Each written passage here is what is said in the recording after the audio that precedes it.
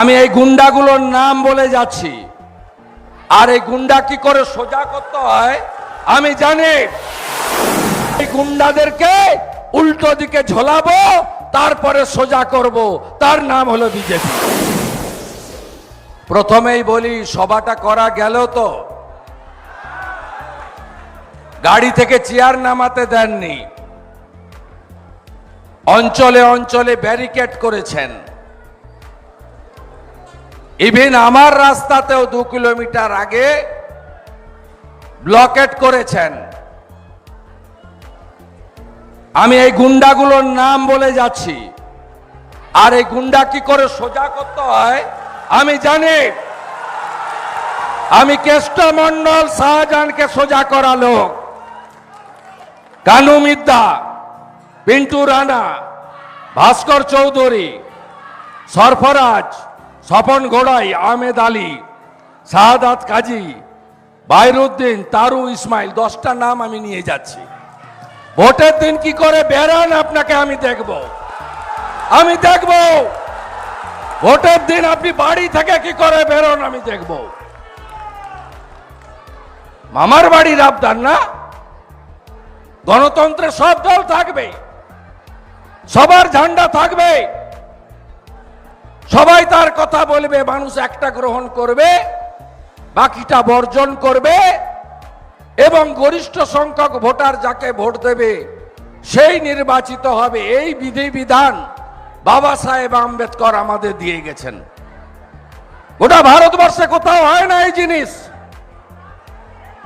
গুন্ডারাজ, এবং এই গুন্ডারাজ খতম করবেন নরেন্দ্র মোদীজি। আমি আপনাদের কথা দিয়ে গেলাম, অমিত শাহজি, যোগী আদিত্যনাথজি বাংলার মাটিতে বলেছেন এই গুন্ডাদেরকে উল্টো দিকে ঝোলাবো, তারপরে সোজা করব, তার নাম হলো বিজেপি।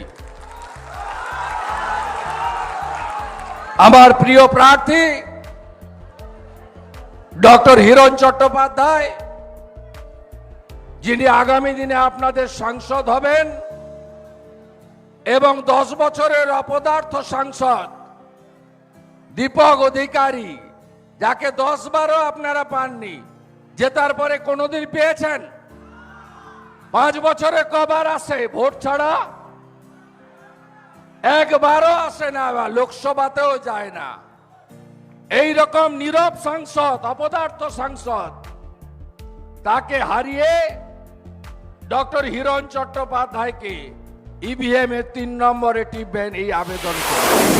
একদিকে নরেন্দ্র মোদী উন্নয়নের কথা বলছেন, উন্নয়নের জন্য তিনি তাকে ভোট দিতে বলছেন, বিকশিত ভারতের কথা বলছেন। অন্যদিকে মমতা ব্যানার্জি প্রত্যেক দিন অসত্য ভাষণ, ব্যক্তিগত আক্রমণ করে চলেছেন।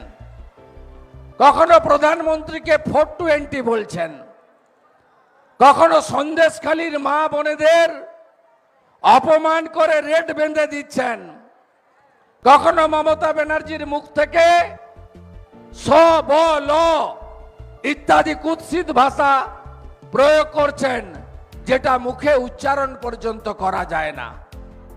মমতা বন্দ্যোপাধ্যায় প্রত্যেকটা সভাতে গিয়ে বলছেন রেশন আমি দিই। এটা প্রধানমন্ত্রী অন্ন সুরক্ষা যোজনা, প্রধানমন্ত্রী শৌচালয় উজালা আবাস যোজনা, পিএম কিষাণ সম্মান নিধি, হর ঘর নল সে জল, এত স্কিম এনেছেন ভারতবাসীর কল্যাণে। গোটা দেশ উপকৃত হয়েছে, আপনারা সেই পরিষেবা পাননি। কেন পাননি? তার কারণ হলো কেশপুরে গণতন্ত্র নেই, কেশপুরে কথা বলার অধিকার নেই। বিশেষ করে যারা চুরির বিরুদ্ধে প্রতিবাদ করতে চান, যারা নিজের হকের জন্য লড়তে চান। আমি 100 দিনের কাজ করেছি, টাকা দিতে হবে। আমি কেন আইবিএস এ ফলের বাগানের টাকা পাইনি? আমি কেন পিএম কিষাণ সম্মান নিধি পাইনি?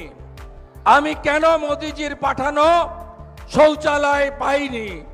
আমি কেন প্রধানমন্ত্রীর পাঠানো আবাস যোজনার বাড়ি পাইনি? কেন আমাকে এখনো পানীয় জলের জন্য আমাকে গ্রামের মানুষকে 2 কিলোমিটার দূরে যেতে হয়? আপনাদের এই কথা বলার অধিকার কেশপুরে নেই। কেশপুরে একদলীয় শাসনতন্ত্র। পঞ্চায়েতে কেউ ভোট দিতে পেরেছেন? কেউ পেরেছেন? পঞ্চায়েতে ভোট দিতে পারেননি যারা, একটু হাত তুলবেন তো।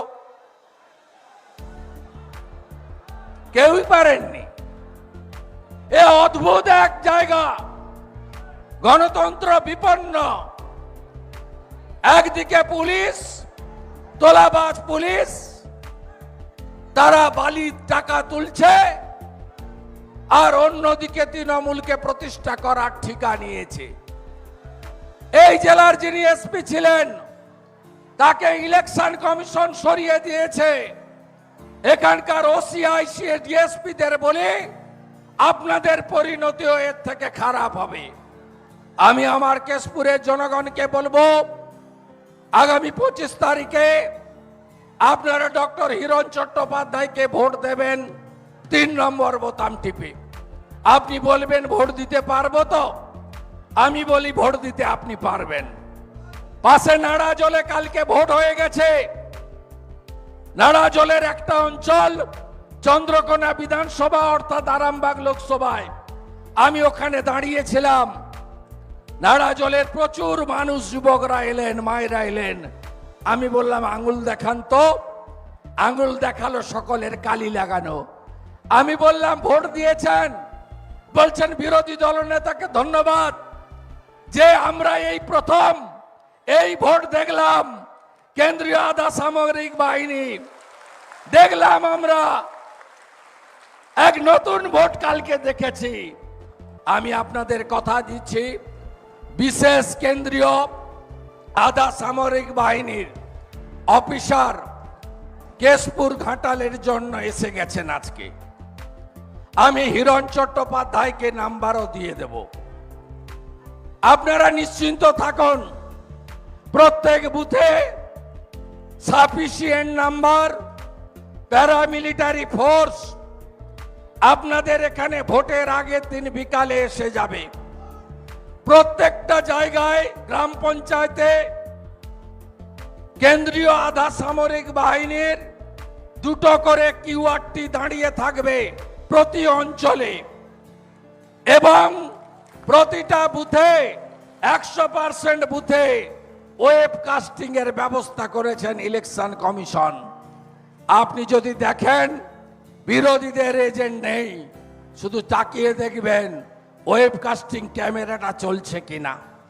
যদি না চলে, না থাকে, বাড়িতে এসে আস্তে করে ফোন করে বা হোয়াটসঅ্যাপে মেসেজ করে আমাদের মণ্ডল সভাপতিদের কাউকে বা নেতৃত্বকে জানাবেন।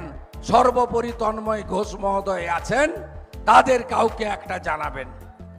আমরা ওই বুথে ভোট বাতিল করার ব্যবস্থা করে আপনাদের গণতান্ত্রিক অধিকার সুরক্ষিত করার দায়িত্ব নিচ্ছি।